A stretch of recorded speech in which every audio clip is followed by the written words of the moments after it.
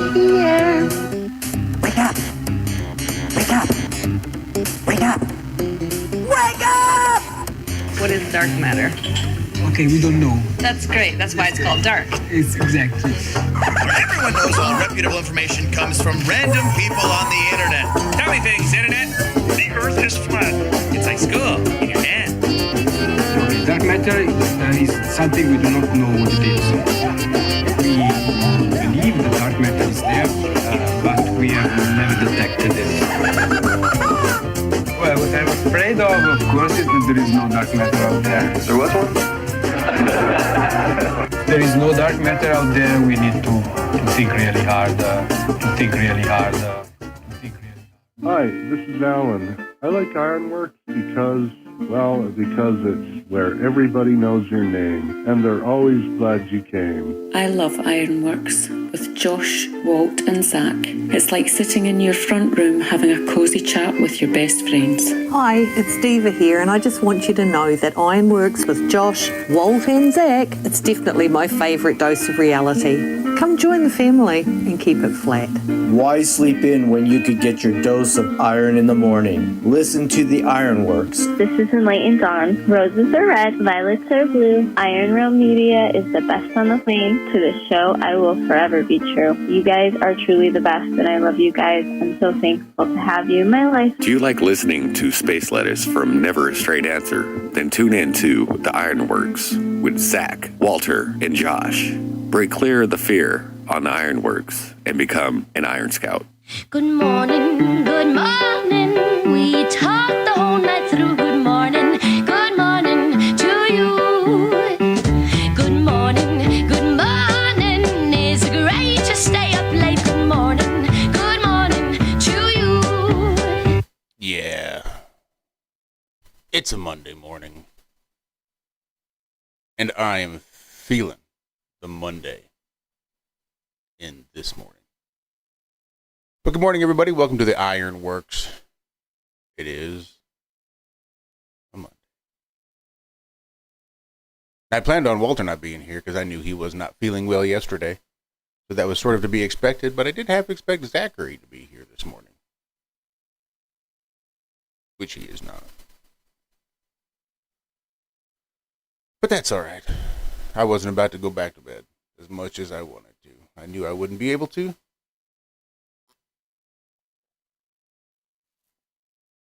So it's just me by my lonesome for now at least. We'll see if that stays the case. Well, good morning to Justin Billingtano, Jax, Laura, Chilster. It's good to see you all this morning.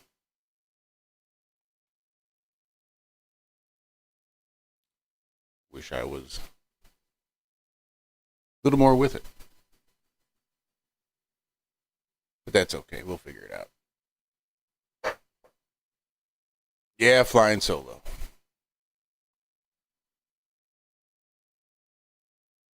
Seems like I'd have something to do. We do have space lettuce and things we can go over.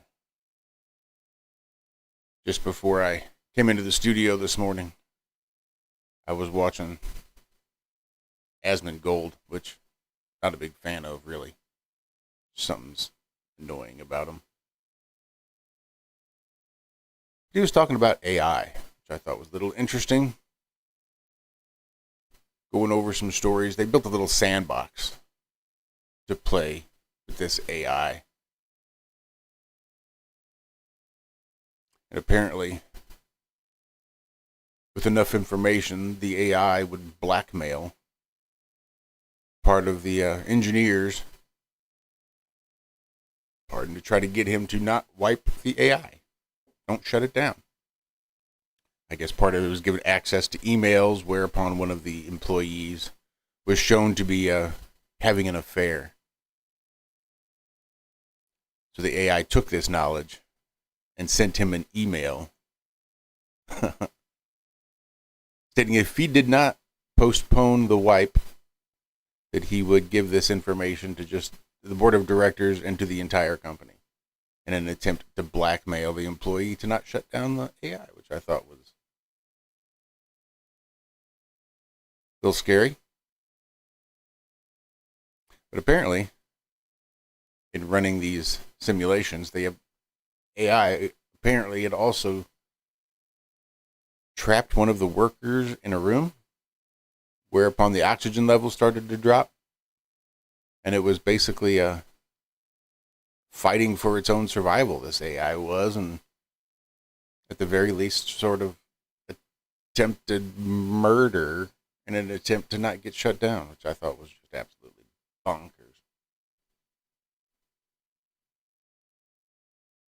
But that's the bonkers kind of crazy world we live in today.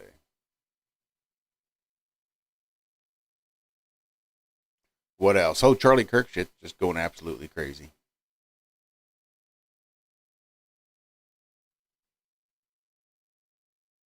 Not the false flag I would have expected.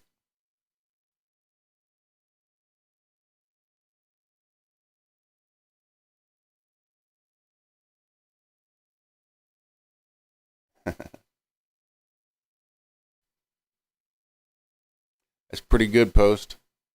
I America. The United States of I America. Good stuff. Morning, Melissa. Accidental Alchemist. Good to see you here this morning. Good morning, Ian. Good morning, Daz. Who else have I missed? Jeremy, I want to know more. Good to see you. I think I'm all caught up now, at the very least. Brian, good to see you here.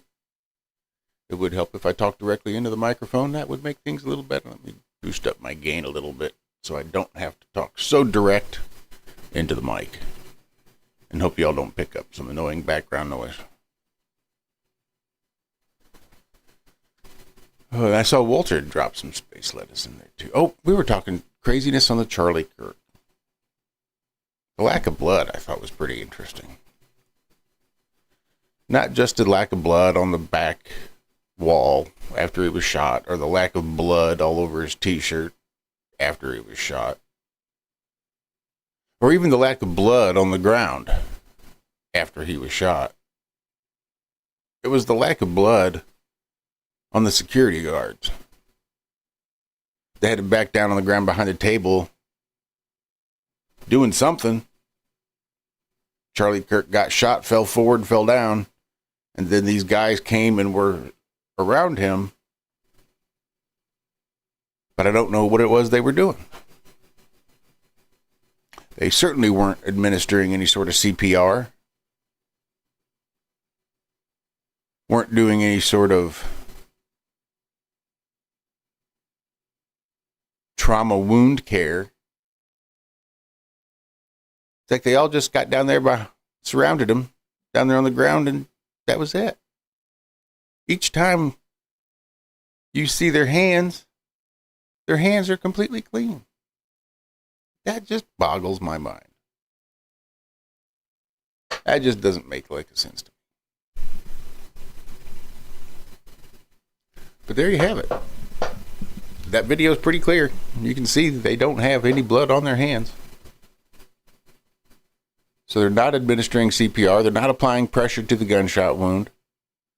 They're not searching for a gunshot wound. They're not touching him. They're not getting anywhere near him to get blood on them. Not blood on their pants, not blood on their shirt, not blood on their hands, not blood on their face. Not blood on the ground. Not blood on Charlie. Not blood on the back wall. Whatever the fuck that's supposed to be.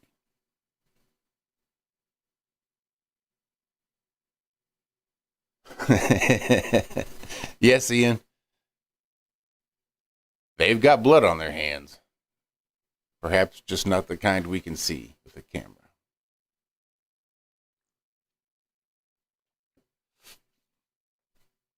Oh, yeah. Crazy stuff. I just don't know what to think. I did hear a pretty funny saying yesterday. It said, find somebody that looks at you the way that Erica Kirk looks at a leaderless TPUSA. And that made me chuckle. 'Cause she does seem pretty suspect. Going way back before Charlie. But again, I wasn't a huge Charlie Kirk fan. Sort of. A little bit. But not what I'd call a fan. I did enjoy watching him debate. But that, I think, was about the extent of it. I had no real huge affinity.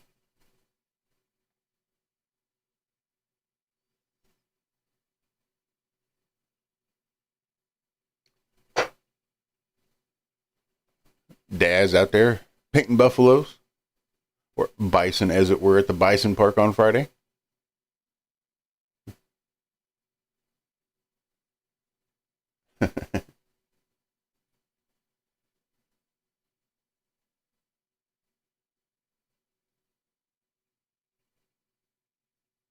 Got to protest the AI art. They're in front of the courthouse. Good stuff.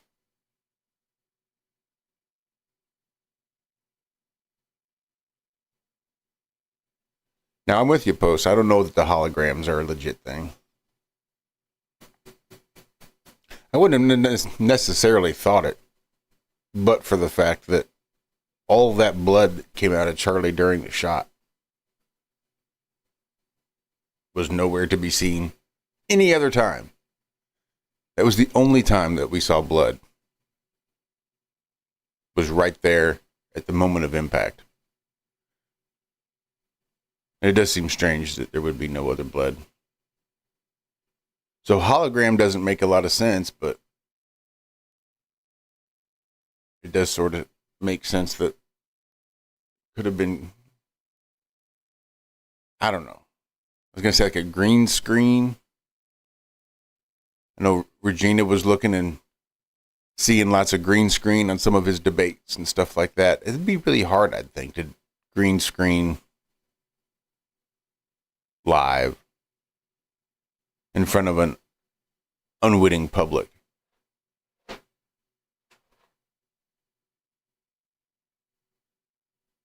I don't know. Certainly wouldn't surprise me if old Charlie Kirk had some doppelgangers out there, though. How that may or may not fit into the situation. Now, we did have our buddy Uncle Duma hop in for just a moment, but I think he might have been having audio issues.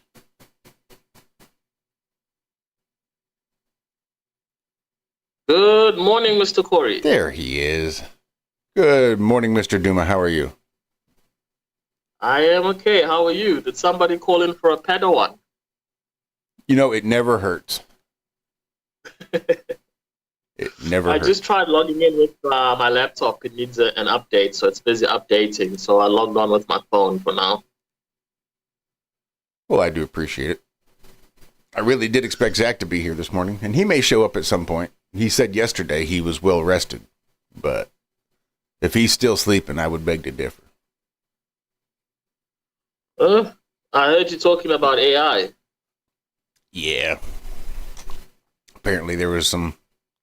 They'd built a little sandbox for this AI to play into and gave it a bunch of parameters, sort of like a vague company.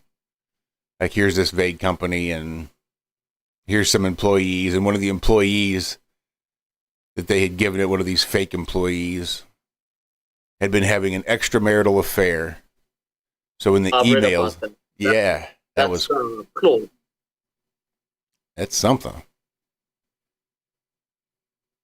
I use Claude on my devices. That's the AI I use. Really? Yes. And I've been learning a little bit about AI, just taking people's pictures and making things happen, like giving it a prompt. Like, say, this person is shoplifting and gets arrested. Like, it makes a video. It looks very realistic. It's a bit of a hit and miss sometimes. Sometimes you can just see it's AI. But sometimes it looks very, very realistic. The better the quality, the picture you use, the more realistic the AI comes across. That makes sense.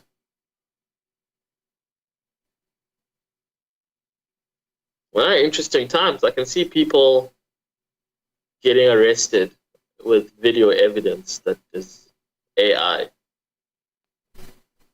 I still haven't learned how to do the voice thing, to get a sample of somebody's voice to make, make the AI talk in your voice. But as far as things happening with your likeness on it, it's pretty easy. I mean, it takes less than 30 seconds, honestly.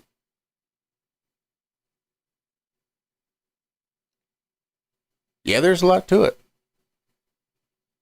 I have yet to try the voice cloning, though I've been tempted a time or two, given all the samplings I have of my voice and Walter's voice and Zach's voice. Oh yeah, there's plenty samples for you guys.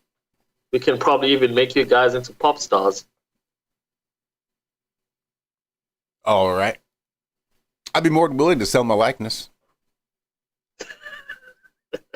I'll be a movie star, AI version, as long as I don't have to do anything in real life. You just want to manipulate my digital likeness. I'd take that payout. Right. And all the benefits that come with it.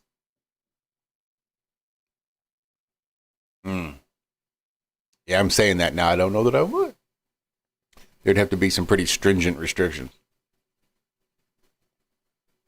Well, are they going to put some restrictions on AI in terms of laws and stuff like that?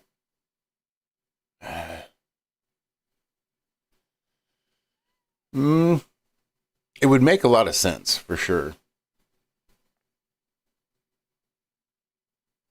It's also one of those right to bear arms type of situations, it seems like. Given the amount of investment it would take to build and run one of these large language model AIs.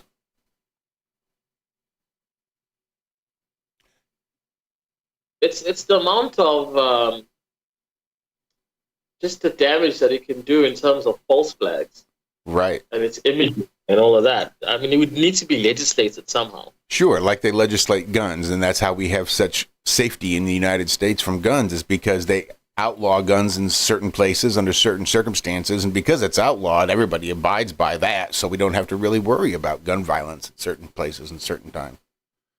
It's legislated. Yes, devil's advocate, but you still have your guns. That's something. Yeah, but you can't legislate morality, and that's what it's going to take in order to keep AI in check, is a grounded moral code, and I don't think there's going to be a lot of multimillionaires developing AI code and large language models to run their own private AI in order to take over the world. They're really not going to give two shits about the legislation that says you're supposed to put these safety measures in place. They might just say, I don't give a fuck. That's going to slow down what I want to do, so I'm not going to do that. Belintano says they're pressing to get AI porn banned. I can probably guess why they want AI porn banned, because then they'll have children pedo porn. But again, it's not real, it's AI. That's probably the reason. I don't know that the fact that it would be AI would necessarily matter. Well, it would mean that no real children are being hurt. Is that the definition? Is that how they define child porn? I don't know how they define it, but I would view it in the sense of like an action movie. When they're bombing the White House or whatever, it's an action movie. No one's actually bombing the White House. It's a movie, it's fiction, it's a story. I would assume that if they are doing AI in porn, that's just basically the main goal that they want, is pedo porn, because that's the one that's illegal. I'm sure definitely the tendrils reach there, no doubt. But probably a big portion of that is doing all the things that even a cracked out porn actress won't do on screen. And that's what you want the AI for. Is there anything a cracked out porn actress won't do on screen? I doubt it these days. You don't even have to be a porn actress to do some disgusting things. I was going to say, these days you just have to Have an internet connection and an OnlyFans account. There you go. For $4.99, somebody can see your girlfriend's whole shebang. I'm up. $4.99. Not just the shebang hole, but the other holes too.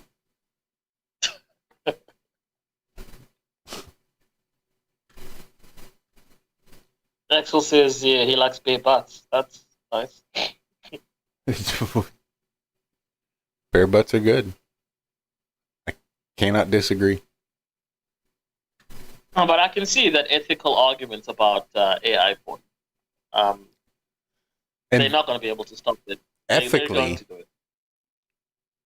Ethically, sure. I think there's a strong argument to be made. If you're not actually harming anyone, then if that's your if harm principle is what you base your morality on, reducing harm and the reduction of harm, then I can see.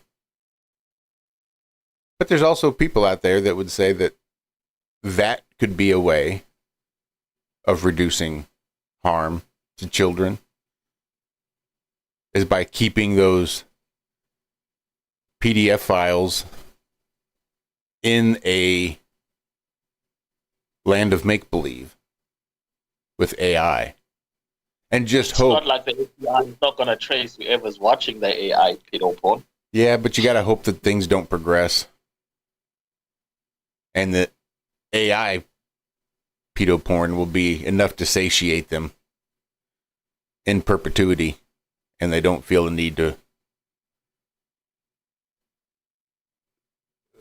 Isn't that what the escalate tech dolls are for? That you can design now to be like a child?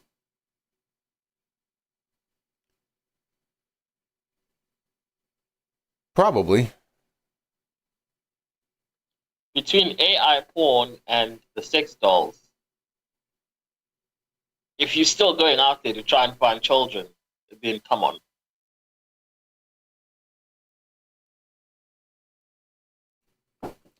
Yeah, I can appreciate that. You would think that'd be enough.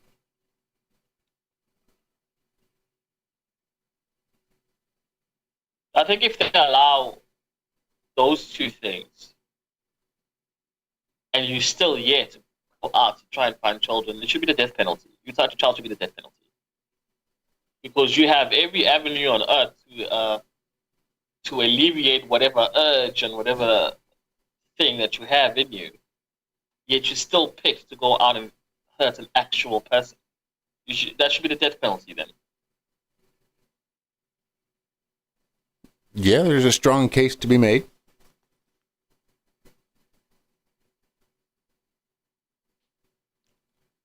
I'm just not sure I'm convinced that latex dolls and AI porn would be enough to keep a PDF file from wreaking havoc on actual children. Or if that's just part of the progression. And it might prolong the progression, but it's not going to stop it. And even then, I can see how it might make things worse. If you've progressed to a certain level by the time you get to an actual child versus starting off early. I don't know. The fucked up world we live in, that much I know. Yeah, it's a tough subject all around. But pedophilia is a very big problem in the world, especially in Hollywood and places like that. So then something needs to be done.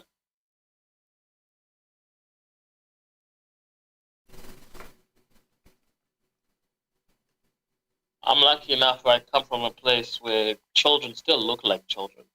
Even if they dress provocatively, you can still kind of tell these are children. But some of the kids I've seen in the States that are 12, 13, 14, some of them look like they're 20. With all the makeup and the dresses they wear and all that other stuff. It's only really when they start talking you realize that it's a child. They just say dumb shit.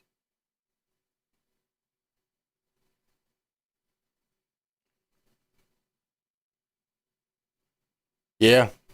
It's like a lot of moms these days treat their young daughters like an American Girl doll. And we'll just take a little girl and dress her up in adult outfits. Not even necessarily provocative, but adult outfits. And it just seems that that's how they sort of treat their kids. Not that that's necessarily anything new. Boobs out, ass out, short skirts, high heels, makeup caked on, hair done. They don't look like children. At least maybe I'm just looking at movies and social media. No, I think some of them just look like children. And then you see how a lot of these single moms will dress their young sons like the dad that, or the man that got her pregnant and left her.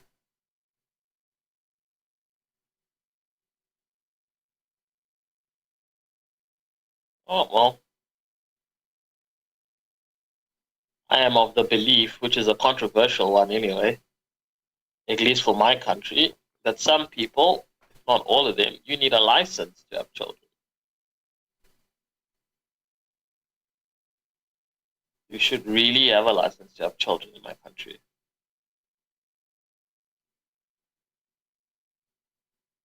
And that's another tough one. I could fall on either side of that. I mean, I don't think there's enough responsible adults out there becoming parents. Just aged children out there having kids. And leaving their kids too.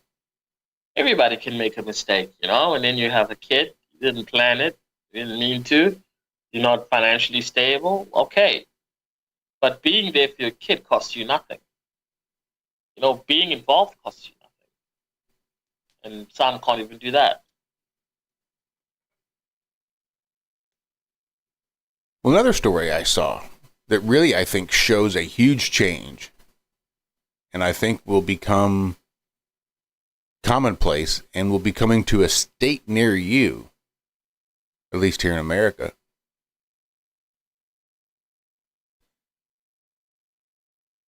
Well, now I feel like shit because I can't remember who it was. Kentucky or Alabama? Damn, for the life of me, I don't remember which one it was. But one of those two have revamped their laws as it pertains to divorce and child support. Now, when a marriage is ending and someone files for divorce, the parents start off on equal footing. Like, for the divorce, each parent gets 50-50 time. Which means that dad won't have to pay any child support. Right. And I heard 24% of the divorces are done. Yeah. Which is huge.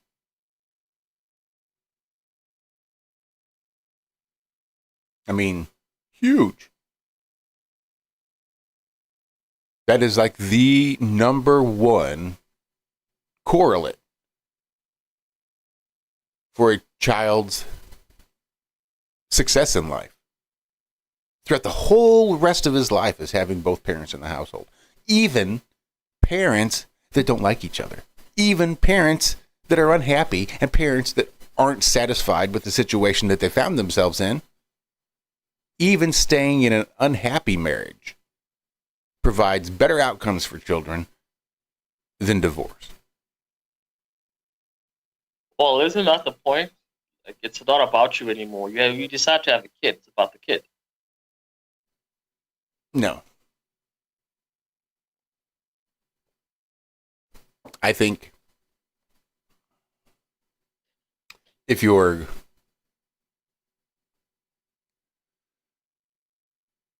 in a religious sense, I think if you're getting married, even secularly, I don't know that putting your children above your spouse would be the wise thing to do. I think it sets a poor example for your kids and their future relationship by not putting the partner first over the children.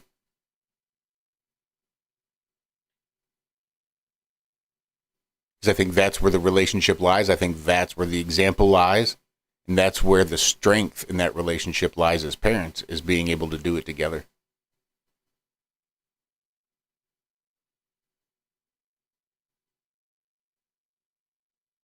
And why do you think that? Just carry on talking. I'm just going to try and switch to my laptop while you're doing that. Sorry, I was catching up on chat. I don't even know what the hell I was saying. Well, you were saying that the couples need to pick each other first. Oh, yeah. That's absolutely right. Because you can't have one parent ignoring the other parent for the sake of the children. And that's typically how it would end up being if you're not prioritizing your spouse over your children. And granted, this is a two-way street. Both spouses have to prioritize the other. Then the priority goes to the children. And I think it sets a great example for the kids and the kind of relationship they're going to want to have in the future. And I think it provides a great stability and a united front for the parents.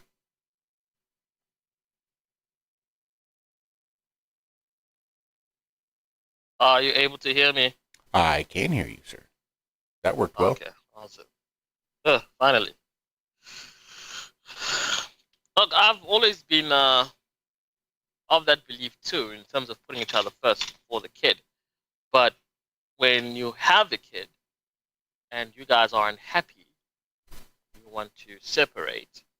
Judging from the outcomes of the statistics that are out there, they will have a better chance at life if you guys stay together, at least until they're out of the house, meaning they go to college or something, right?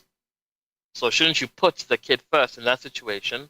Like, the kid doesn't have to know all of your business. You guys can be sort of separated, but live in the same house for the kid. So you're there to actually parent the child that you decided to bring in this world. If you can fake a loving relationship, I suppose that would be ideal. And just stay together. If you can't have an actual loving relationship, it's better to fake it. I guess maybe. But even then, marriage is hard. And just because two people are not getting along for months and months at a time, that's just sort of marriage. I imagine, I don't know, I don't have that real problem, but I don't know that that would justify saying, oh, well, I guess I'm unhappy now. I need to end this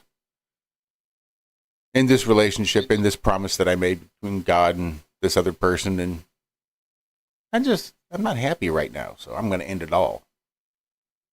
I guess maybe faking it until the child had graduated would be better.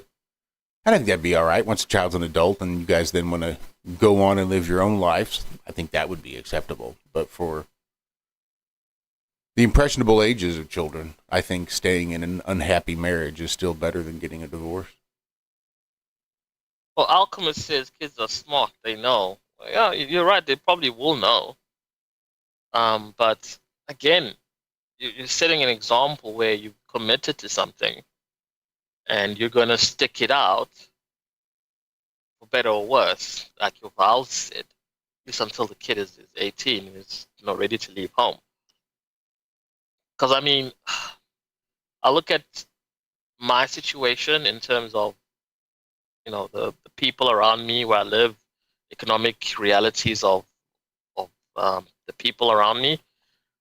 And it might be hard, but if you impregnate someone, especially out of wedlock, you have made a commitment, not only to that kid, but to that mother. Now, whether you marry her or not, that's, you know, I don't know, that's besides the point. But I feel, as a man, you have a personal responsibility for both of their well-being going forward. It might be uncomfortable. It might be inconvenient, but this is what you have done. And as a man, you need to take responsibility for what you have done. That's something you can pass on to your kid. It doesn't help anyone if you run away from a situation or pass off the kid to your parents or your grandparents are raising your kid. You need to raise the kid. You did what you did. And you need to deal with the consequences of your actions.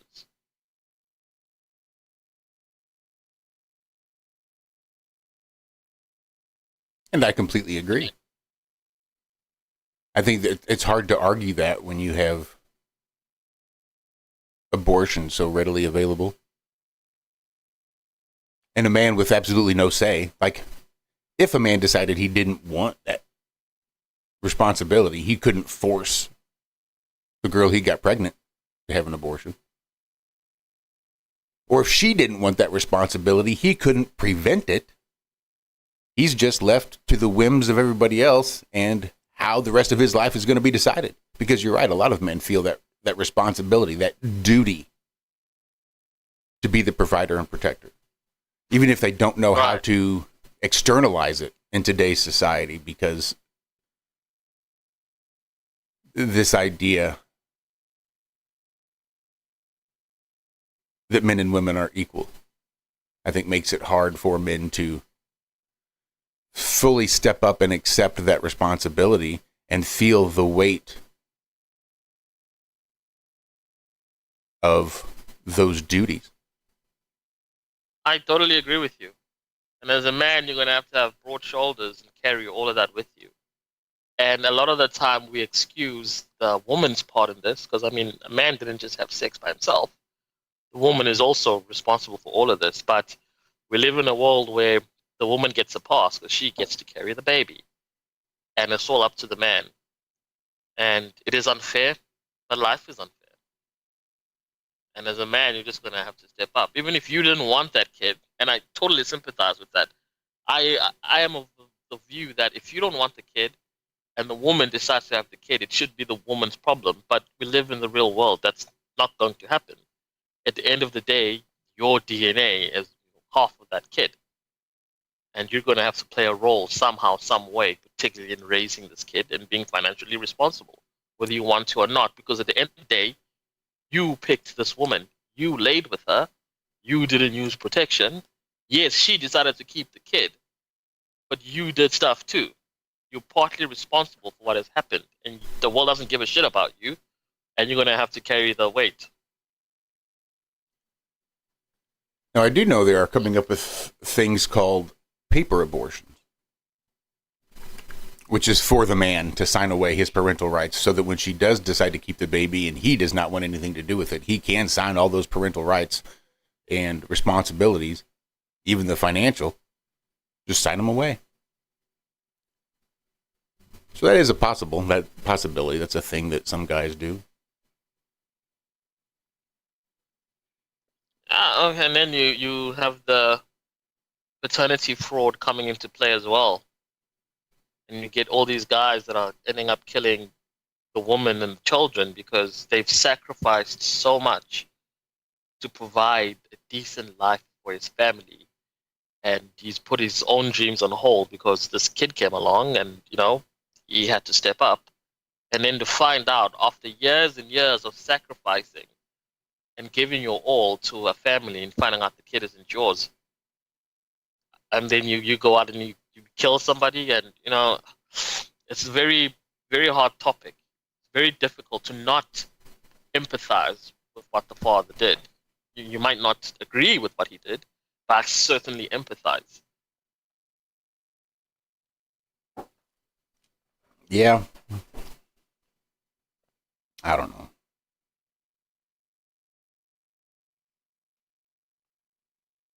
I was going to say something. I forget what it was.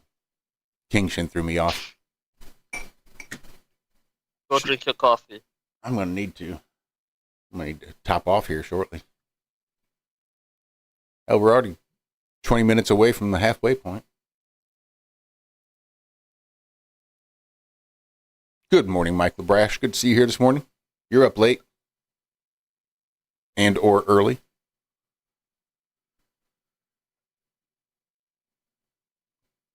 Yeah, Melissa, in cases of abuse, I mean, if your physical life is in danger, I think that is perfectly acceptable to end a marriage. But just being unhappy, two miserable parents, kids that grow up with two miserable parents have far better outcomes in school, out of school, going to college, staying out of prison, finding a decent, all of these things are improved just by having two parents. Even two unhappy parents in the household still provides better outcomes for children than just one.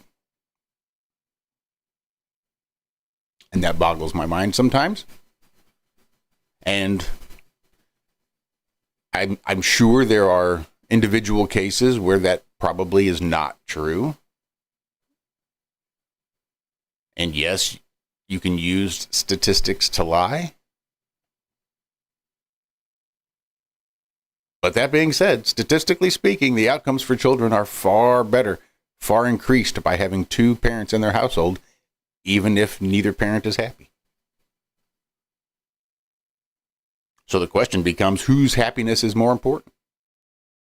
The child's or the parent's?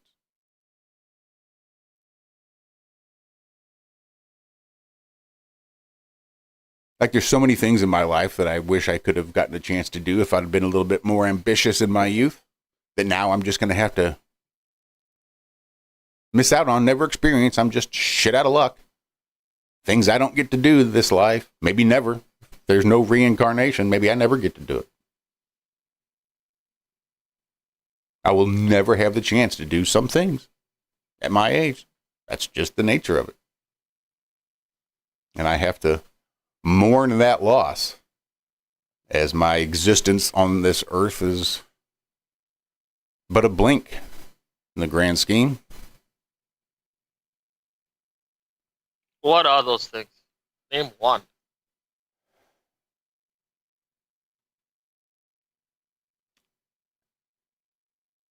So in honor of my father, I wish I had gotten into black powder shooting at an earlier age and more into like a historical reenactment.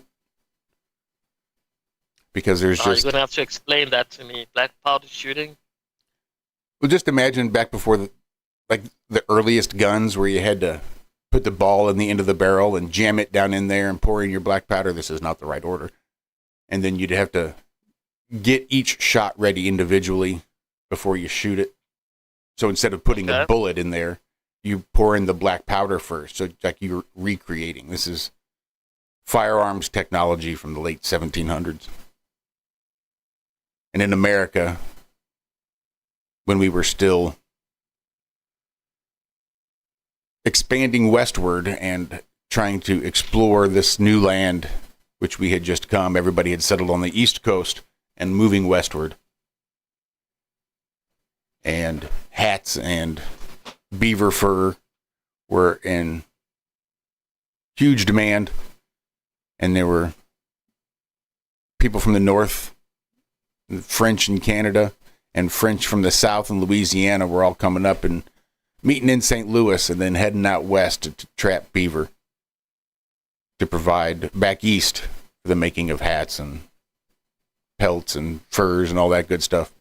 So there was a huge trapper population, not a huge trapper population, but a population of trappers. Some were like a big company and they would hire trappers and they'd go out there and you'd trap beaver for the company, or you'd have free trappers who would just go out there and trap on their own and then try to sell their pelts, their plues back east somehow, or trade for them with the Indians or for more supplies. But my dad was like a historical reenactor, whereupon he would dress up in the buckskins and he would have all the accoutrement of a buckskinning fur trapper. And then he and his friends that were in this black powder shooting club would they'd go like out to Colorado and do black powder hunts out in the mountains like it was the 1700s. Or they did a reenactment of coming down the Missouri River into the Mississippi River. because that's Missouri runs west to east, and it dumps into the Mississippi, which runs north to south, and that was one of the big St. Louis at that intersection of the Missouri and the Mississippi was a huge jumping off point to head west. That's why they put the St. Louis Arch there, the gateway to the west, because it was from St. Louis that most of those westward expeditions to explore the New World took place. And when you would come back from the New World to try to resupply and sell your wares, you would usually stop off at St. Louis first because it was right there furthest east. It had actual civilization. And that's one of your regrets. Yeah, Getting into that sooner. Yep, I would have liked to have been able to do that and have more experiences that didn't, whereupon my age didn't hold me back. I think now I'm a little bit older, so there are things I just couldn't do. It's never too late to be a gigolo, Joshua. Yeah. So back and all. You're assuming that hasn't been something I've already done. You noticed that being a gigolo wasn't in my list of things I wish I could have accomplished.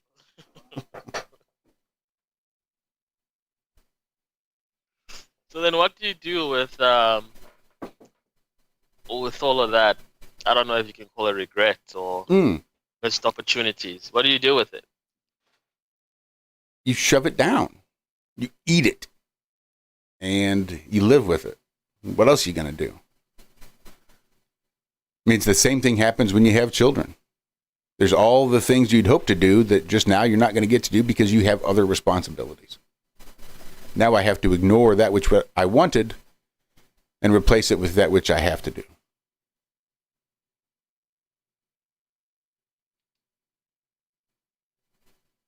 Yet there's no regrets having children.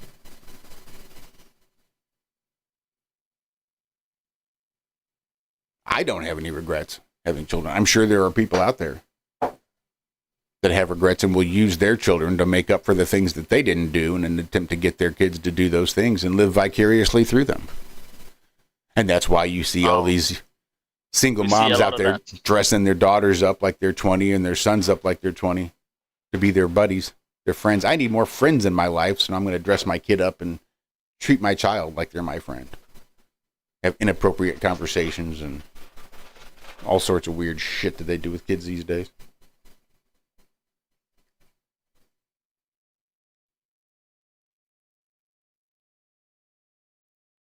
And this is probably something that most fathers, most husbands have some sort of regret or missed opportunity.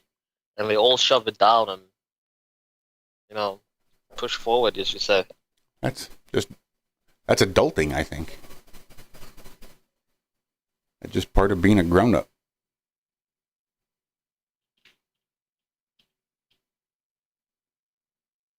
Sounds lonely. Yeah.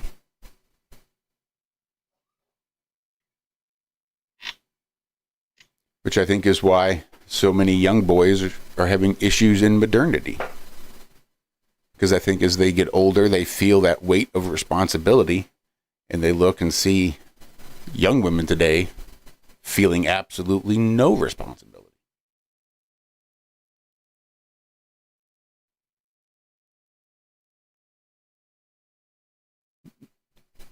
There's zero sense of duty.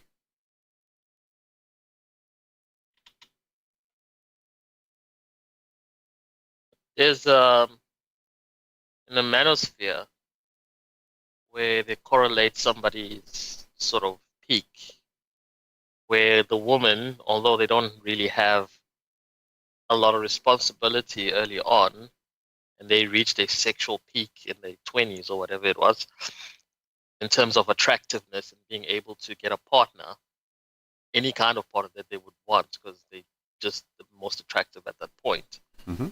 Yet the man sort of starts making money and reaches his peak later on in life, 40s, mid 50s or something, or 40s, Mhm. whatever it was. But later on in life, men reach their peak. That's when they've got their shit figured out, and they can have now any woman that they want.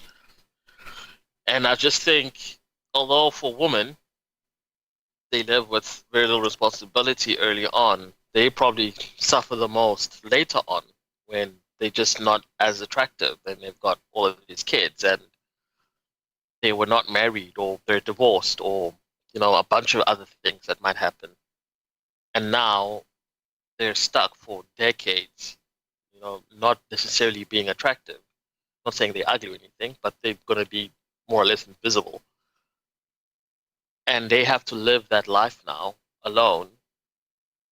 And some of them broken. And, I think they end up suffering a lot more than the guys. If the guys just stick it out and take on their responsibilities and keep pushing, I think a good majority of them end up being just okay. They'll live decent lives. They'll eventually find a mate.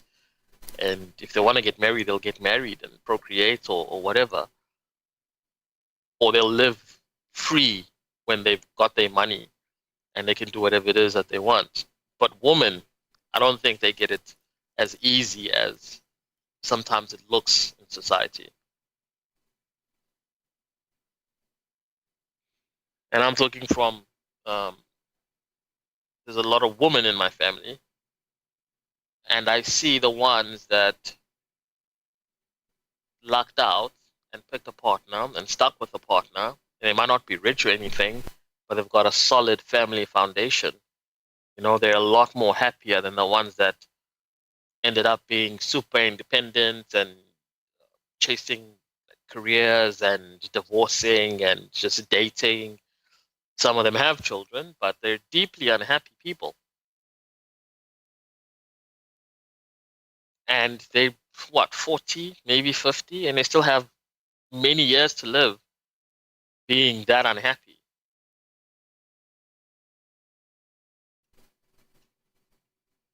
So yeah, I think it just goes both ways sometimes. But I think men in general are a lot luckier than women. You think? Maybe in South Africa. Women seem to have a lot of privileges here that we don't as men. Not a lot. But privileges over men. Women have privileges here that men do not. Like? Well, those moms have that special murder right that we were talking about earlier that dads don't have. Right. No, I can see that point, yeah. Dad can't make the mom go get the abortion or prevent her from getting one. He just has nothing there. She gets to do whatever the hell she wants to do with that life.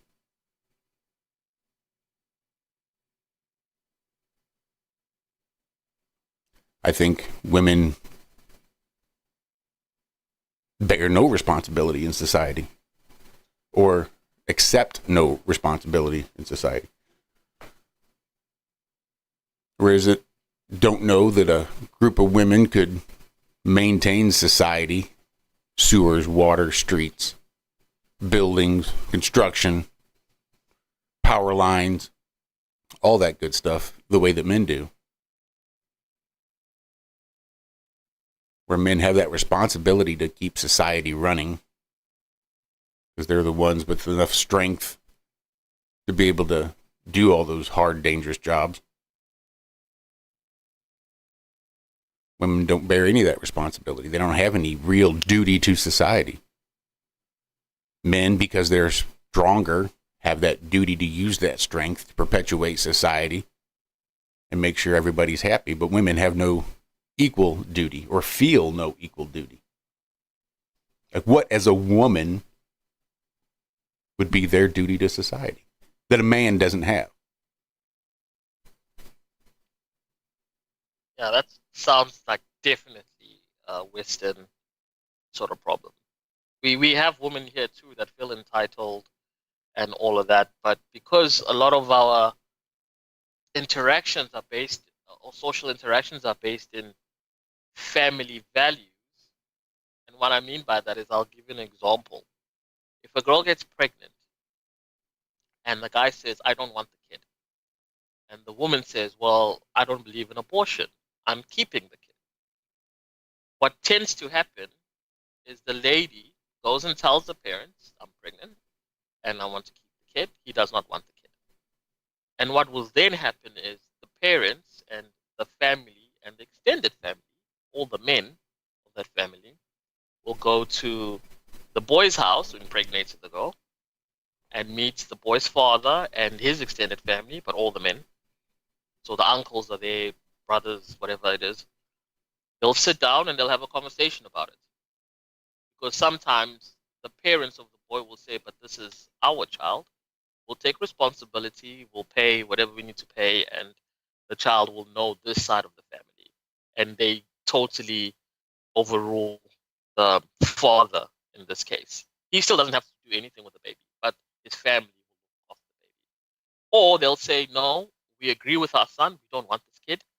And what tends to happen, I would say 99% of the time, the girl's family will just say, okay, relinquish your rights to this child. Do not later on come back and want this child. Or, when the child's like 16, 17 or whatever, and maybe he shows promise, he's smart or something, now they want to get involved. They'll just say, you've relinquished all your rights to this child. This child will be known by our surname. We'll take on our surname, and that's that. And they go off their separate ways. The girl's family ends up just raising the child themselves and takes on the girl's surname, and just life continues. Even though, as a woman, you can be super independent, have this urban culture about you, boss bitch, and all this other shit.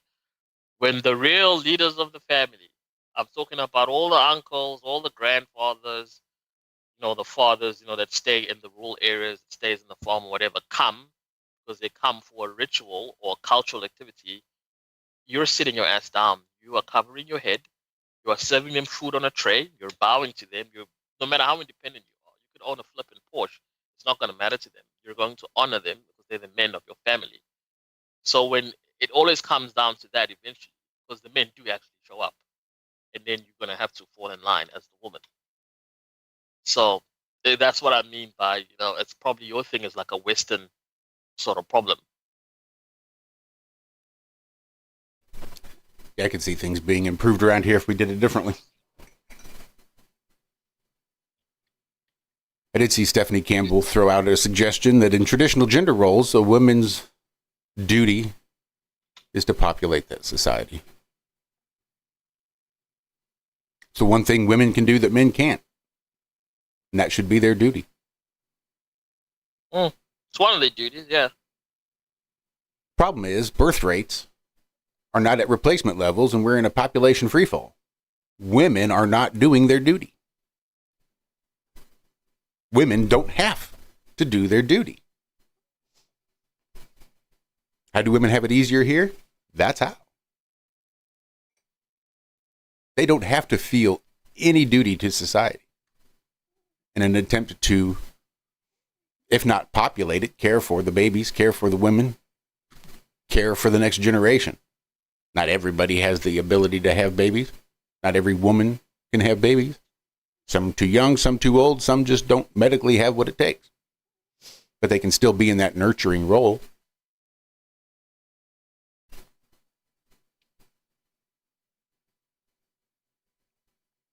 Axel says because all the men are gay.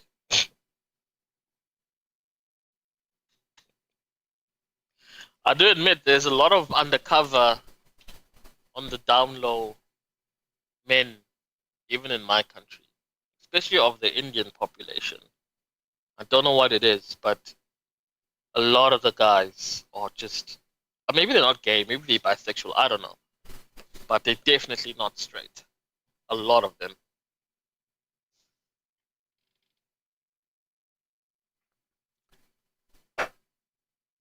So, Melissa, cops, firefighters, police officers, military.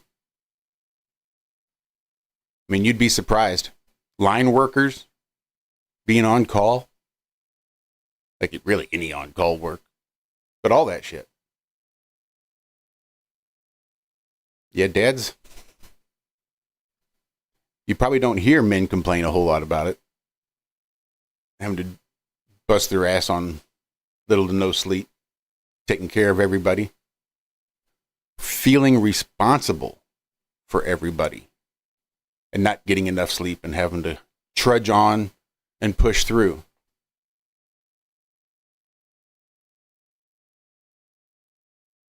There is that.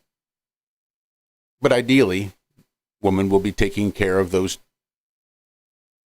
people on 2 hours of sleep at home. Taking care of sick kids on 2 hours of sleep at home because dad's out there working. And if we can get women out of the workforce, well, then men's salaries will necessarily rise. And you could probably then start to afford to have a house and a new car every year and a white picket fence on one salary, because wages have necessarily increased because the pool of employees has been cut in half. Oh no, Josh. One salary? Don't you know that's financial abuse? How would that be financial abuse? I heard that saying a couple of years ago. If the man is the one earning all of the money, he's committing financial abuse because the woman has to check in with him to do stuff because he earns all of the money. So it's financial abuse. Well, there's, and here in the West, we sort of live on that Christian ethic, whereupon the man goes to work and the woman stays home. Like, that's just sort of the way that was designed. Women are, they have that nurturing capability that men don't. I mean, this is, I don't think, a hot take on much of anything other than it's being said in 2025. But I'm hearing it. These are not my thoughts and my ideas. I've heard it. This is why I think Christianity really holds a logical consistency if you maintain it that nobody else does. Yeah, with the world we live in now, women are getting a lot of opportunities as well. And they're working and they're earning and out-earning their male counterparts. Because they spend all that, their good breeding time in college and all their good breeding time being a kick-ass boss babe at work. And then you're right, they get to 40 years old and say, okay, now that I'm a big badass boss babe, I'm ready to settle down. I just got to find me a young, hot, high-value man to marry me now that I'm 40. And they realize that they just don't have the selection, the pool of men from which to choose. And the ones that they do are 40 years old. All the young, hot, high-value men that they want, now that they're a high-value woman, don't want them. They want young, 21-year-olds. low body count. Yeah. Ones that are actually going to provide them those children, that to be able to replace the population. If you can get a 40-year-old woman pregnant, you're only going to be able to do it a handful of times at best. If what you want's a big family, you got to go younger. Someone that will have that time to be able to provide you that family. And then you don't have to worry about if that kid's yours. And your body recovers better when you're a young woman. You have a less chance of actually dying. Shit snaps back like a rubber band. That's right. When you're young enough, you don't even need a husband stitch after your episiotomy.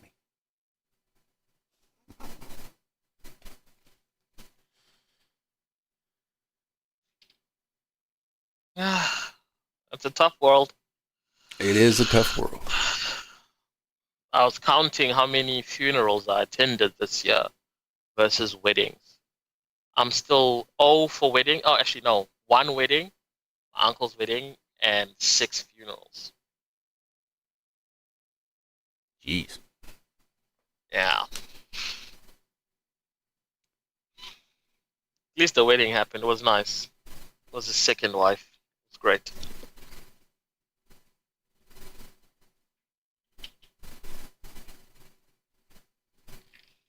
Billy Tondo says, I think more 40-year-old moms might be better. They've lived and learned more by then and would likely be better mothers by that point. And there's a lot to be said for that. Once upon a time. Will they be better wives, though? I think if that 40-year-old woman is taking care of her grandchild, I think if you were to have kids and then you pawn your kids off to be raised by your parents so you can then focus on your relationship in your life, there are societies in which that happens. And I kind of dig that too. If you're beyond the prime of your life and you've got the time to be able to devote to just raising kids like that, then I think it would totally be better to take your kids and give them to your folks or to her folks and to let them be raised by them. Which would then in turn meant you were raised by your grandparents.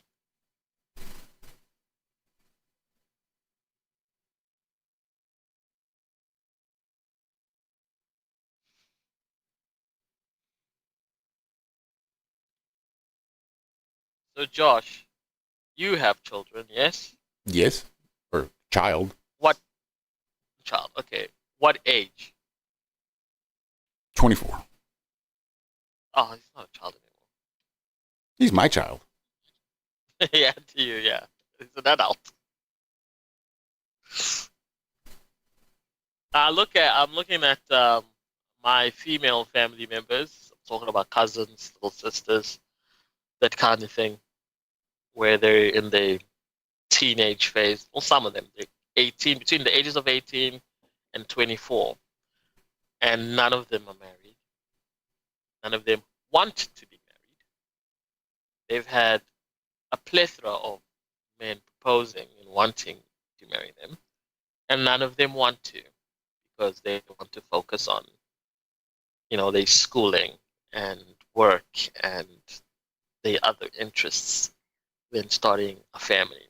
So there's the Western mindset right there. And their dating choices are absolutely atrocious. And when you point it out, as I'm more experienced than them, because I'm much older than them, they won't listen. So they're hell-bent on learning the hard way. And you just have to see this accident in slow motion and watching it come. There's absolutely nothing you can do about it. I can't imagine being a parent and watching that happen. And you just have to let it happen because your kid won't listen.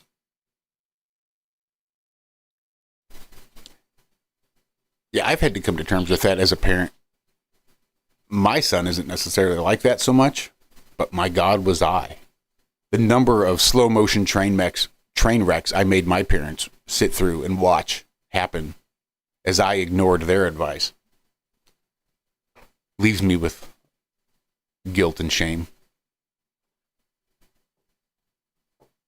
Because I just refused to listen and take their advice. I had to learn my lessons the hard way, my way, whatever way that was. It just couldn't consist of listening to anybody else. Even if it made perfect logical sense, I would just be contrary. Nope, I'm not going to do it because you told me to do it. I'm going to do it my own way. I think I know better.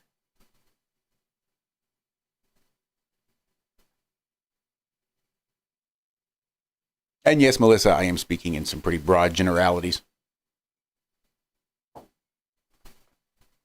But they apply, is the issue.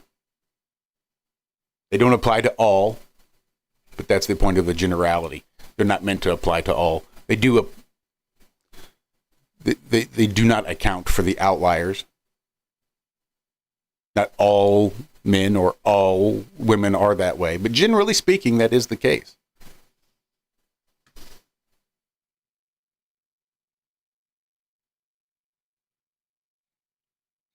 What's your take there on Ray's comment? I'm not willing to do the exercise. I'm married. I got no one to impress anymore.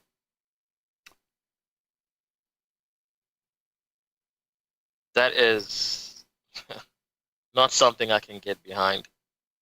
Imagine your partner, your wife says, well, I'm married now. I'm going to stop being healthy. I'm going to be fat and lazy, and I'm gonna stop cooking. I'm gonna stop doing this. I've got nobody else to impress. I've already got my prize. I'm married now. Screw it. I think that's probably the wrong way to look at marriage. You still have your partner to impress. You still need to be healthy. I could say a lot to the health aspect, sure. Though I don't necessarily believe that the aesthetics are that important anymore. The aesthetics? Which Yeah. part? Having that flat tummy. Actually doing the sit-ups and doing the exercise. If you're a man, have a six-pack. I'm talking about the female part of it. I'm saying imagine if the woman sort of did that. Because we are attracted to different things. Men are visual creatures. I wouldn't want my wife to be a fat ass. I don't expect her to be a supermodel or anything. But I'd expect her to try and be healthy and maintain, certain amount of weight. And, still do her hair, wash, be clean, be presentable. You still have me to impress. I still need to find you attractive. There's a lot to be said for that. Which leads back to why men prefer younger women with lower body count. Makes it a lot easier to have babies. If you're attracted to the woman. Otherwise, it's can't even perform the act. Yeah.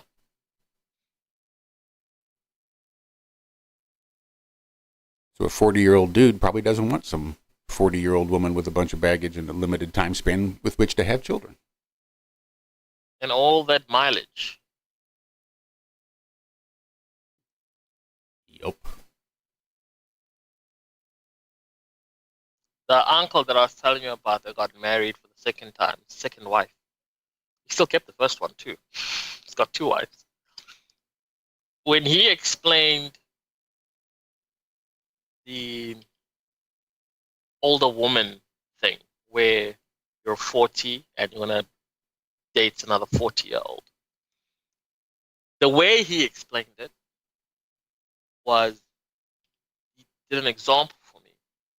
He said, right, I'm 52 and I'm dating a 25-year-old. If I say to the 25-year-old, oh, let's go to the coast, the South Coast, which is like a holiday resort thing in my country.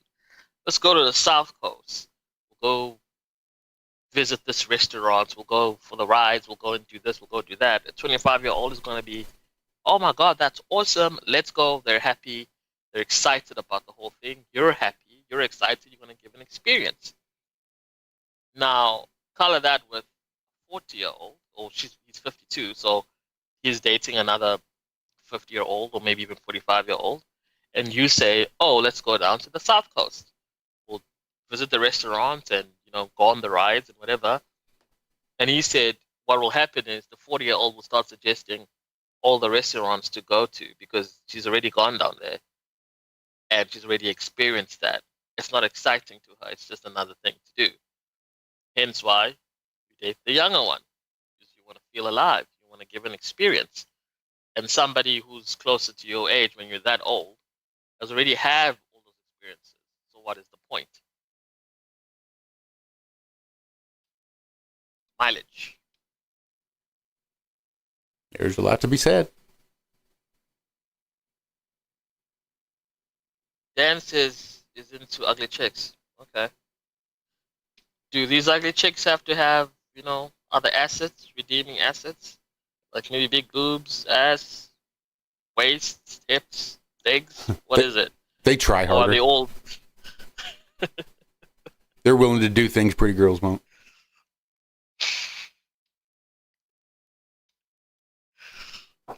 I thought to be a pretty girl, you just had to have a good body. No, they call those butter faces.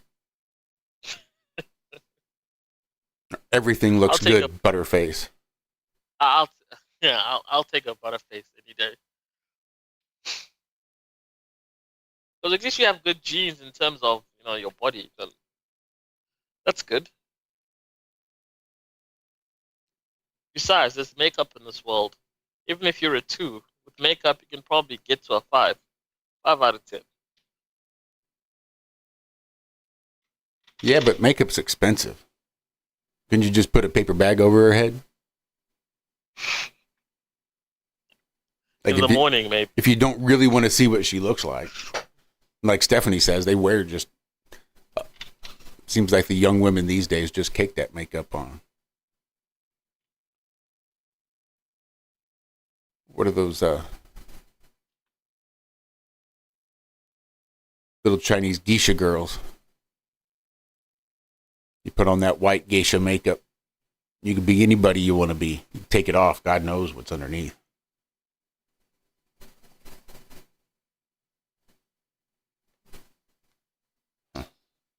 Hair and nails are expensive too.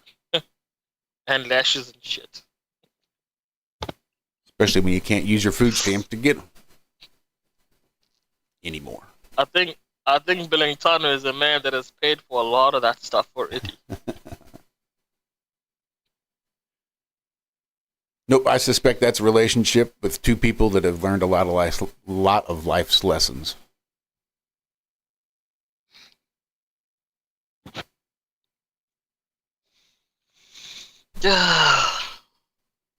Yet we carry on and carry on doing the same thing. So I'm going to need to go top off my coffee. Not for nothing.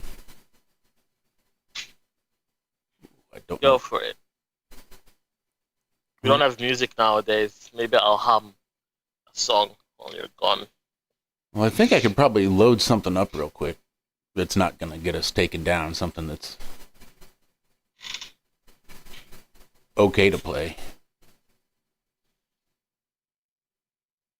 Let me just see what I can come up with. Something instrumental type. Nice and okay. Calm and breezy. There we go.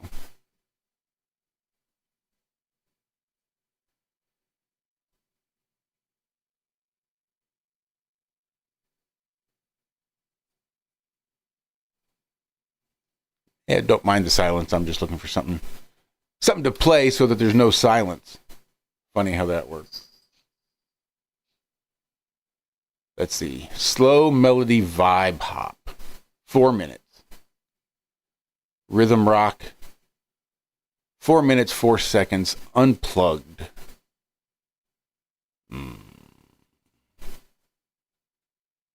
Slow melody vibe hop, I think, is probably going to be something more along to what I'm feeling this morning. Yeesh. I don't know about that. I'm going to play it anyway. I don't give a shit because I won't be here. I'm going to go warm up some coffee. I need to grab my one hitter in my can. I think it's about that time. So don't you folks go anywhere. Thanks everybody for hanging out with us this morning. Whoa! This is the Ironworks. Joined by my good friend Unkulele Kuduma, filling in for both Walt and Zack. Way to hold down the fort. Padawan. We'll be right back. Woo-hoo!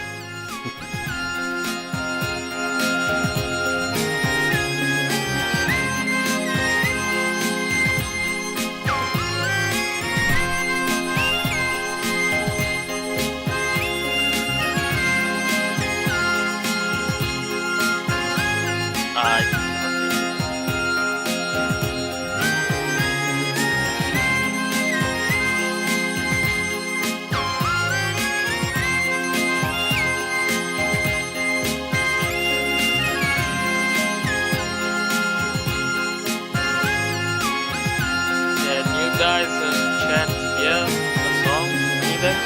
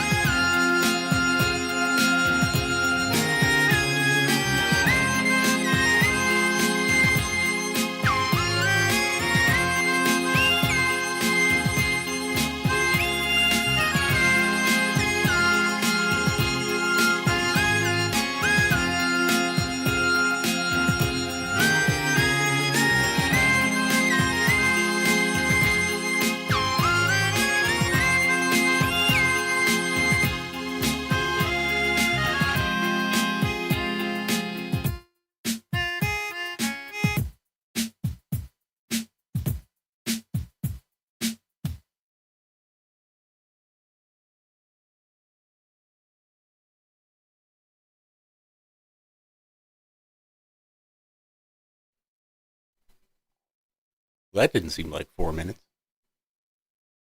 I don't know when that stopped, but I'm back now. Only takes... I couldn't even hear it, Josh, but chat said they could hear some melody. Really? Hmm. And you couldn't hear it? Nope. What the hell?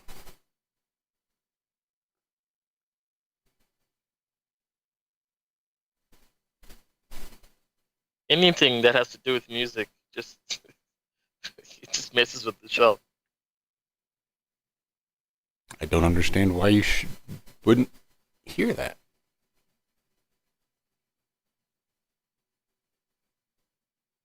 I don't even know. Couldn't tell you. But we back now. That's not what I wanted, son of a gun. There. Oh, sweet. I came back right when it stopped. Well, that worked out well. It did not seem like 4 minutes in my kitchen.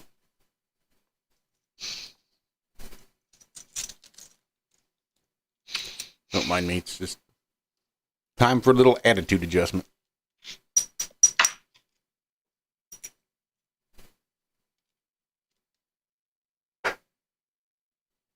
Well, Justin, I thought it was piped into Teams. I thought it was piped right into my mixer, which mixes everything together and then outputs it to Teams. I know they used to be able to hear it. I'd sure like to know what and why.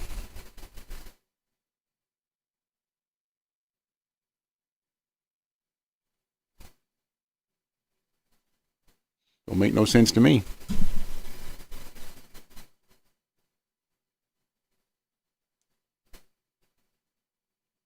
So, any space letters lately?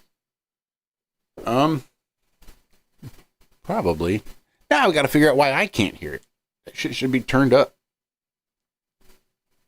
I'm so confused. Let me try this. Did you hear that, Duma? No. No? That's tomorrow, and that is it for us today. And we will leave you with a... Nothing, huh?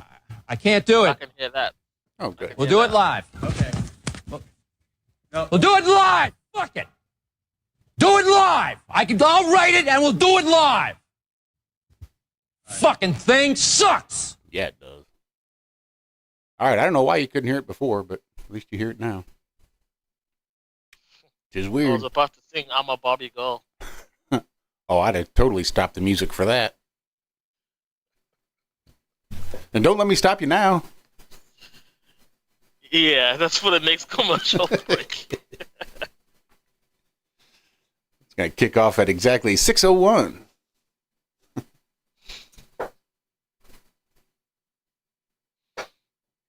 I still haven't seen a lot of flat Earth sort of videos on YouTube lately.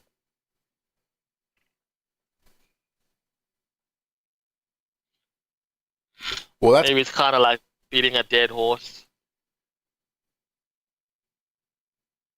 Well, I don't recall ever having heard anything from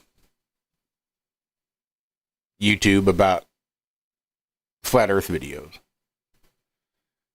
They did admit that the Biden administration had pressured them to take down accounts, but that was mainly just of Biden's political adversaries.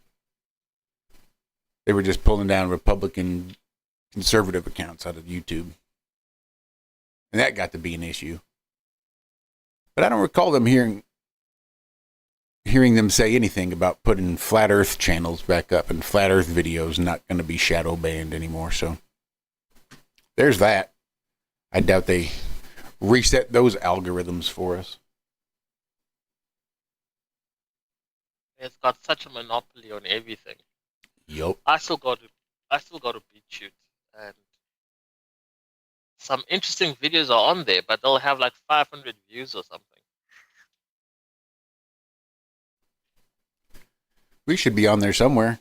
From once upon a time, there's probably some old stuff on there. From way back when. Okay. Let me see. Video platforms. Controversial. There's BitChute, DLive, Library, BitTube, Odyssey. There's Rockfin. Let's see here. BitChute. I don't want a premium membership. I don't know if they'll let me sign in anymore. Maybe I could sign in with Gmail. Perhaps that's how I did it last time.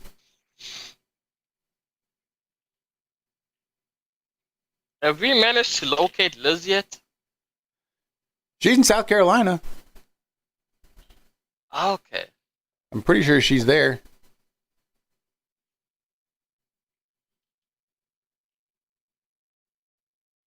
Isn't that where Walter stays, or is it Franklin? Walter stays in Louisiana. Zack stays there. Okay. Oh, turns out we've only got 2 videos on BitChute. One's 10 seconds, the other one's 51 seconds. Wow, great, man. From 6 years ago. Yeah, good stuff.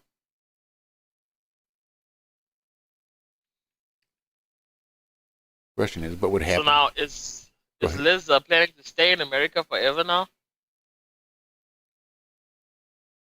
I don't know if she's made actual plans or if it's just a strong desire.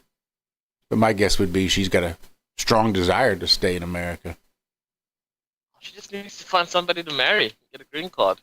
That's it. That's all.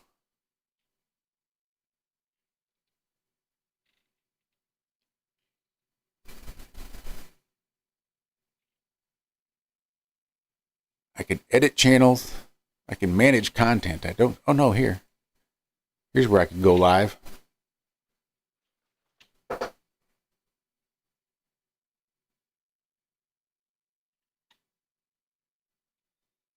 Oh, there's Don. She's gonna follow up with Liz.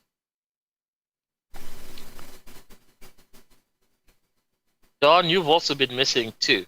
You disappear as well.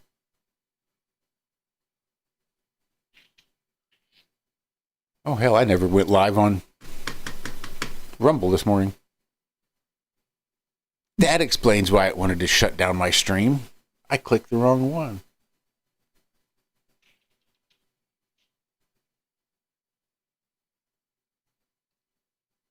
I haven't used Rumble in a couple of months now.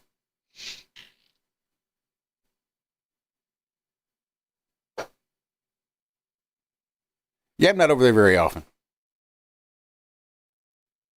I was just not super interested. Apparently they don't really care about paying their creators.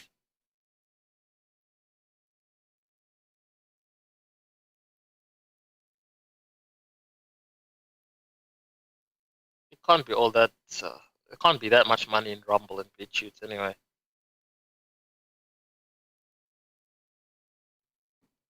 Probably not. Damn, looks like Bitcoin went up high. Over $125,000 per.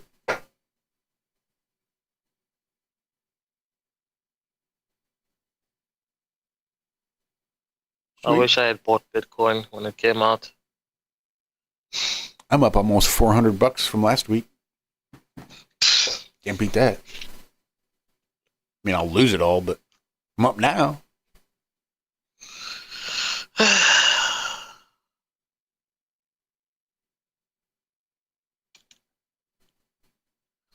What do if you don't mind me asking this, do you know how much people earn when they do a call center job in America? I know it's basically minimum wage, but how much is minimum wage a month? It varies.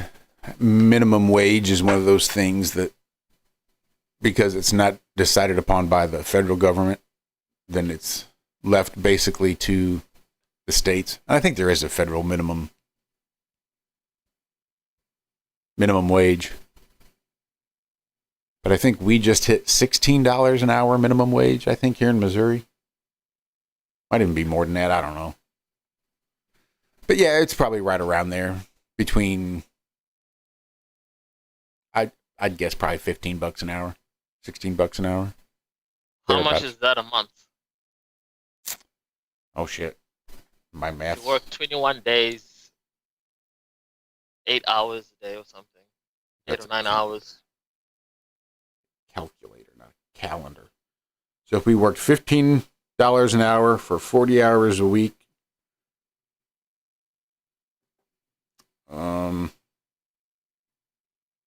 times 40 times 4 is about $2,400 a month gross.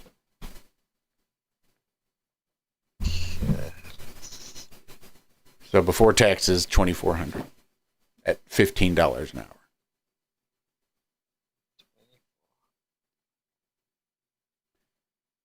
Still seems crazy for minimum wage.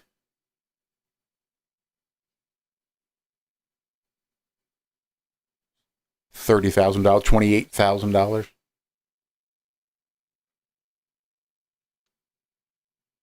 My first job was $4.25. That's like upper middle class in my country. I'm asking because these jobs are readily available in my country. If you just finish high school and you're not going to college because you don't have the money or anything and you need some money, there's always a call center willing to hire someone. And you just sort of learn on the job. But in terms of dollars, that would be a little under $290 a month. And that is slightly above our minimum wage. Those jobs. I'm asking because I've worked in a call center and I had to learn how to use 3 different systems on their computer, 3 different systems for customer care, for sales, and all of that. And I always said that is a very skilled job. And here it's registered as a low-skilled job. But there's nothing easy about doing that job. And the amount of learning you actually have to do is astronomical. But they pay basement prices.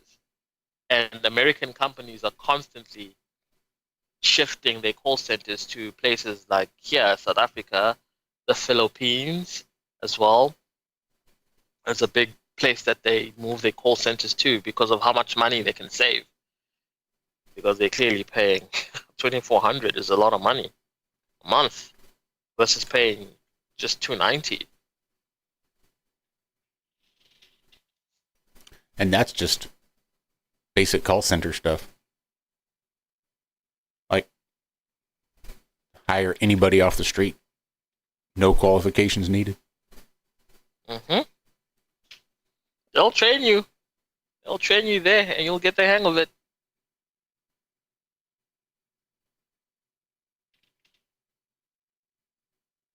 Do you know a company called Nature's Bounty or Puritan's Pride? Sounds vaguely familiar. I gotta go see what these bunnies are doing. I'll be right back. Okay.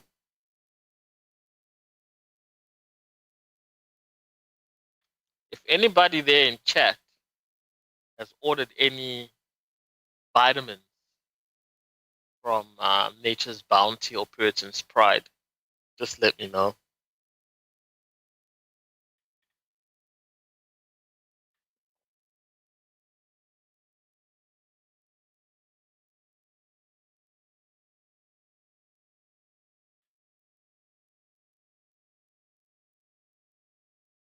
Oh, Axel, you have. I used to work for that company, but here in South Africa, when they moved their contact center to here. That's such a good company.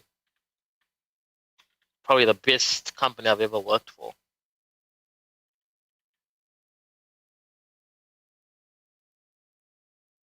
You ordered the gummies. You must have ordered the multivitamin gummies.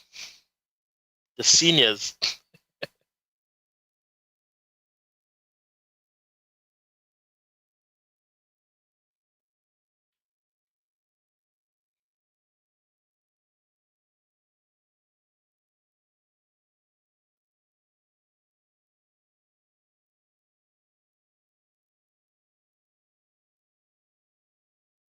Oh, hair, skin, and nails. Have you also ordered the beauty kit, Axel? comes with the hyaluronic acid.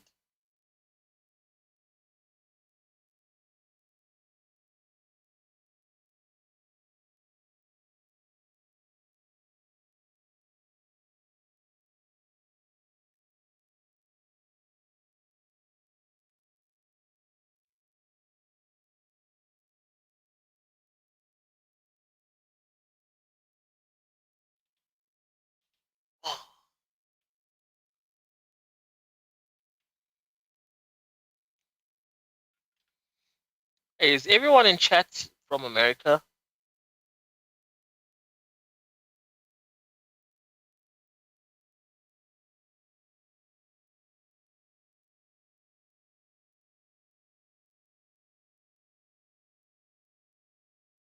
All right, I'm back. False alarm. There's only one rabbit making all that fucking noise. Ah, okay.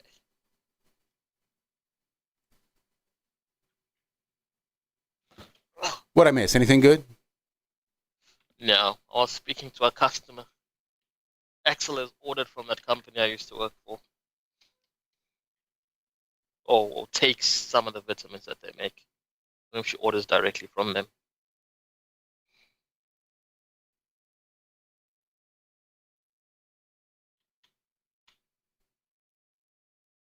Oh, plain. I didn't know you were from Scotland.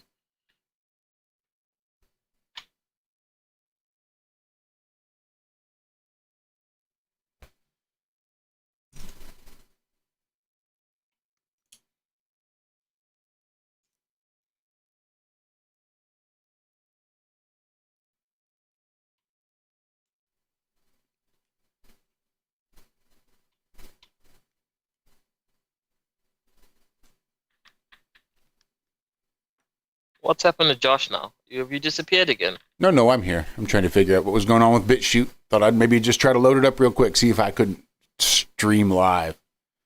Apparently it doesn't want to. Okay. Whatever.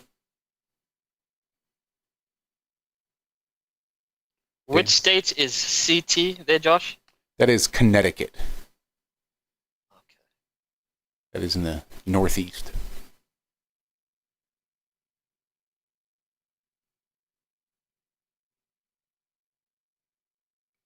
Whatever happened to that Dave Politis guy? 411 guy. Pretty sure he's still out there doing his stuff. I've seen so many people debunk some of his stories and him willingly ignore evidence that would take some of these cases out of his sort of cluster or rules to be in the cluster. Yeah, the way I understand it, some of his early stuff was a little questionable. And he tended to make things seem more mysterious than they really were. From the way I understood it. Now, all of the people that debunk him are very passionate about it. They all leave their links to go read the newspaper yourself, dated during those days, and the witness statements, and they just give their opinion, and they say, this is the evidence that I found, and they leave it there. And you just have to go click and go research it yourself.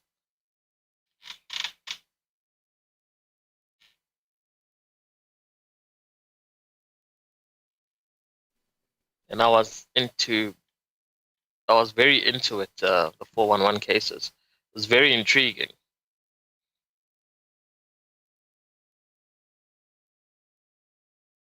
Not saying that they don't exist now, but it's view it a little bit differently nowadays.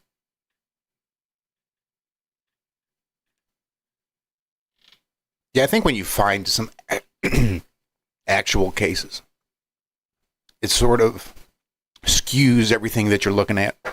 And I can see how you might be tempted to want to find more of those actual cases. So you might not want to dig as deep on some of them to allow the mystery to remain. Oh, I'm sure he's made some money out of it. Oh, I imagine.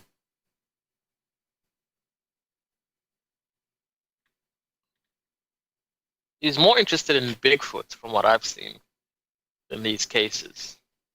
Even when he speaks about things like Bigfoot, he's way more animated about the whole thing. I think that's his real passion. Yeah, I can see that.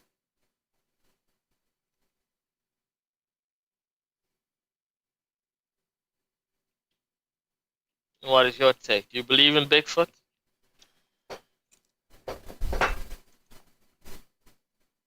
I don't not believe in Bigfoot. I've never seen Bigfoot. So there's a lot to be said there, I think.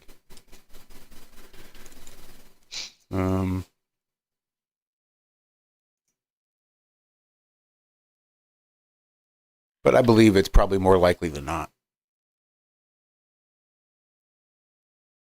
If there's an ape man just hiding out somewhere in the jungle.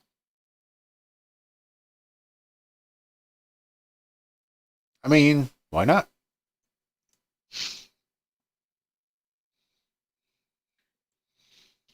Do you believe in aliens too? I mean, why not? Aliens? I don't believe they're from outer space. There you go. But I don't see why we couldn't have extraterrestrial aliens here. No. If they're not from outer space, where are they from then? Outer lands. Elsewhere, other dimensions. So you believe in extra-dimensional beings? I mean, I've never seen one, but it would make sense.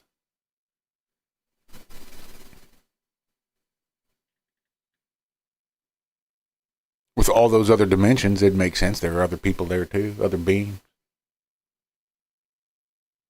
I don't see why not. And what would they want? Oh, well, who the fuck knows? Christ, I don't know what human women want.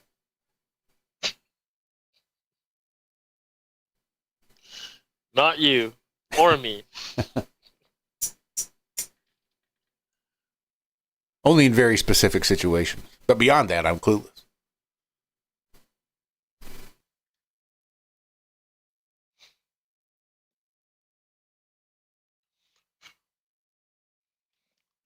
Yeah, when you get into flat Earth and the concept of space just disappears,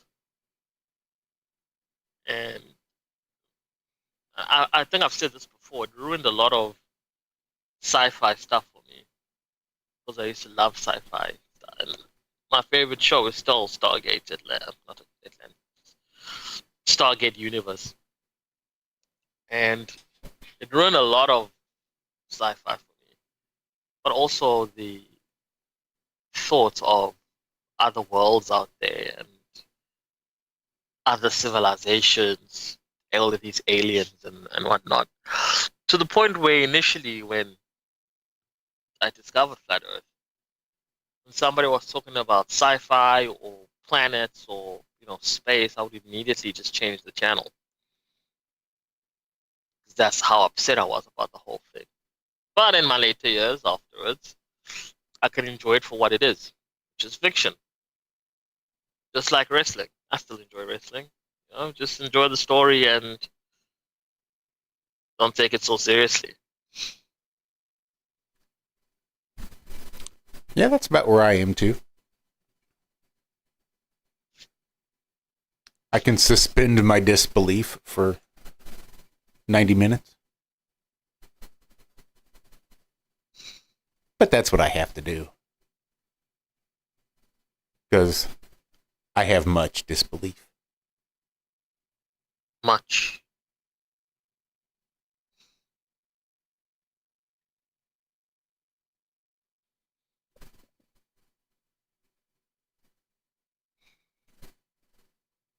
And the gentleman I was telling you about a few weeks ago, that is a Glober, and he was teaching me Bible studies.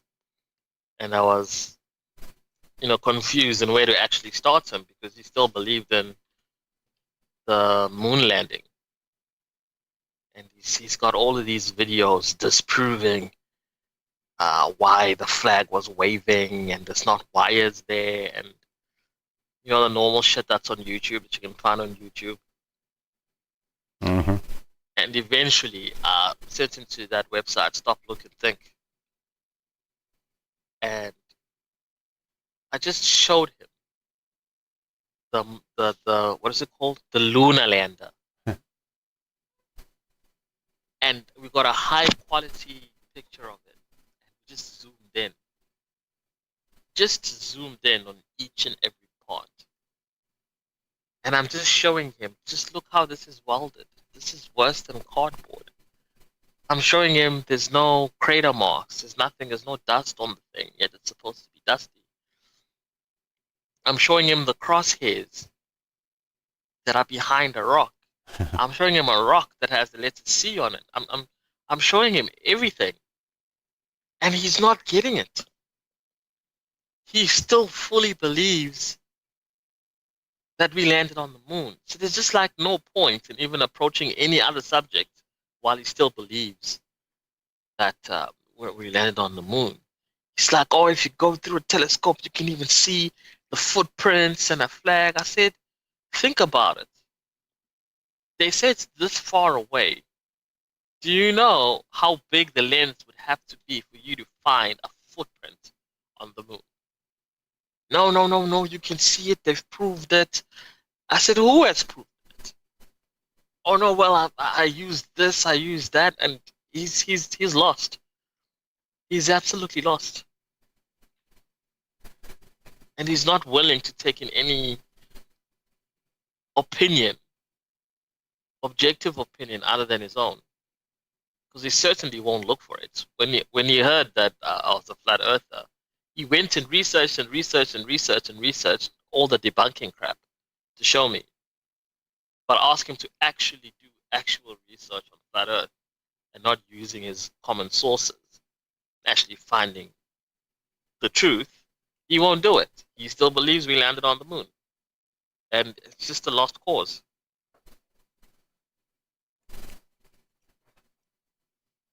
And that's one of those things, it just seems like magic to me. I don't know how else to describe it other than they're under a spell. And the spell can be broken. It just takes a lot. And sometimes it can't because sometimes they're just too far under. But it's things like that that really make me think in this weird sort of black ritualistic magic that casts spells over entire populations. And they need to be strengthened every once in a while. As the power wanes, you got to go through and do some sort of ritual every once in a while to strengthen the spell cast.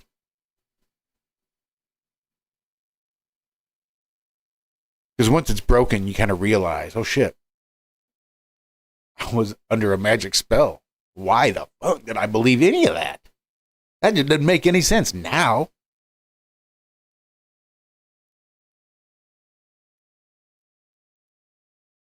The worst part is when he parrots all the things that he's heard. Oh, well, if we didn't land on the moon, why wouldn't Russia or China or India expose it? They've also now landed stuff on the moon and all of this. The whole world would have to be in cahoots with each other not to expose each other. And how would that even happen when they don't even get along? And when I just say, well, look at the Antarctic Treaty. Everyone signed it. Nobody breaks that. Everybody agrees on that. So why couldn't they agree on this? Oh, no, that's totally different.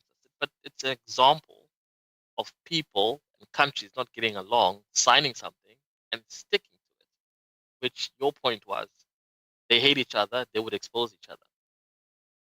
And he refuses to listen to that too.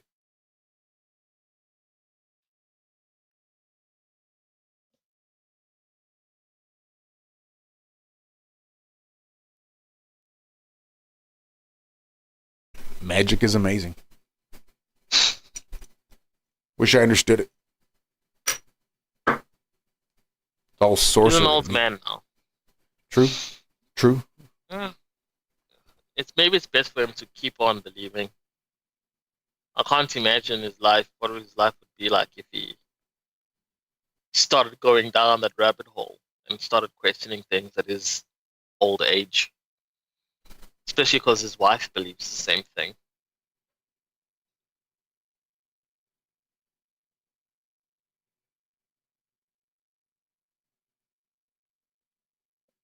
Yeah, I tend not to try to change anybody's mind very hard anymore these days.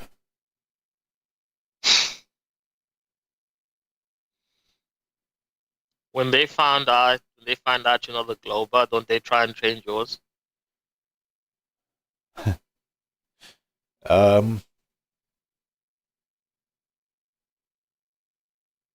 Sometimes.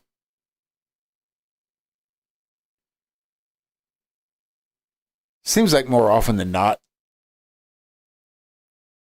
it's usually just a comment that I drop mid-argument about something else. And usually it's right after I say something completely obvious. Then I'll just say, but I'm a flat earther, so don't believe me. I'm going to start using that from now on. Because I wouldn't even have bothered to try and show him we didn't land on the moon if he wasn't so adamant about trying to convince me that what I believe in is stupid.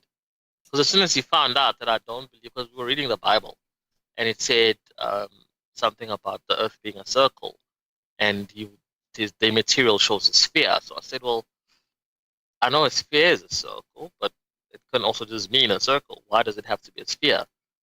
And then he's like, oh, are you like one of those flat earthers? I said, well, yeah, fine. I'm a flat earther. I don't believe the earth is round. That makes me a flat earther. Then I'm a flat earther. And then he went and did all of this research, all the debunking, and like he really put in a lot of time into it. And he came out with just parroting other people, which was disappointing to me, which is why I ended up wanting them to sort of show him about, the moon landing, to start questioning a few things. Otherwise, would have just left it alone. I leave most people alone. You believe what you believe, I'll believe what I believe, you leave me alone.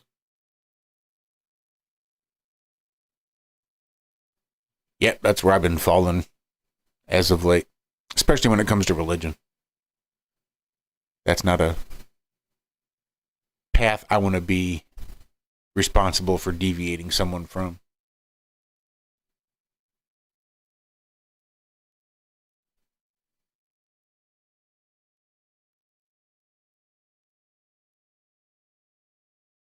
Well, we coming up on it. We only got about 3.5 minutes left. Appreciate you coming on here and keeping me company. I mean, I'd have been fine, but I bet you the audience really appreciates you coming on here and keeping me company. I was just listening this morning, having my coffee, and then I see nobody but Josh. So I thought, oh shit. Hop on time.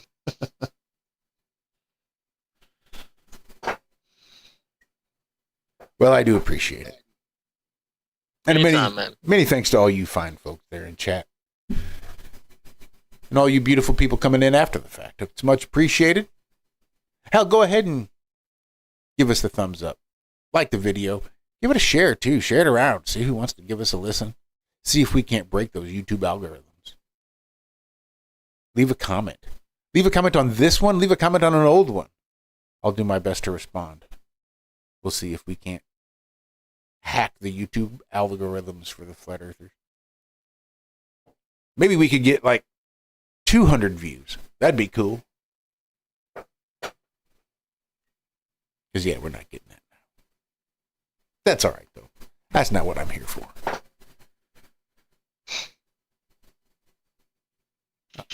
I'm not trying to farm the clicks and the likes. I'm just here to farm positive energy.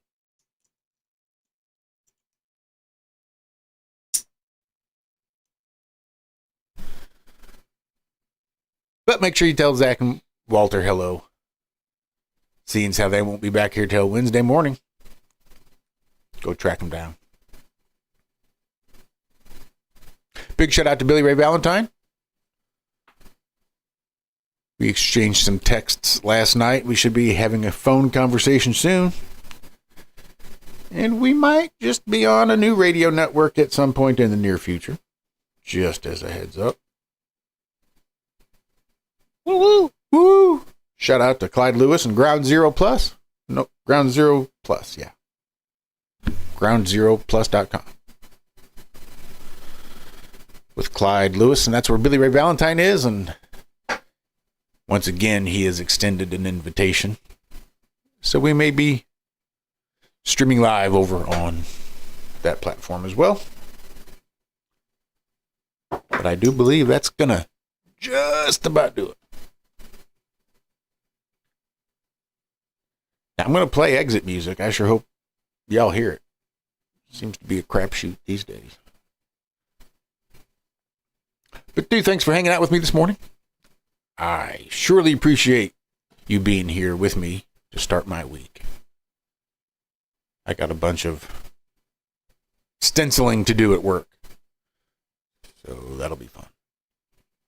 But I love you guys. We will see you back here on Wednesday morning for more of the Ironworks. Until then, have yourselves a great rest of your week. Be good. Be well, do good, and do it well. Don't forget, we love you. Bye-bye.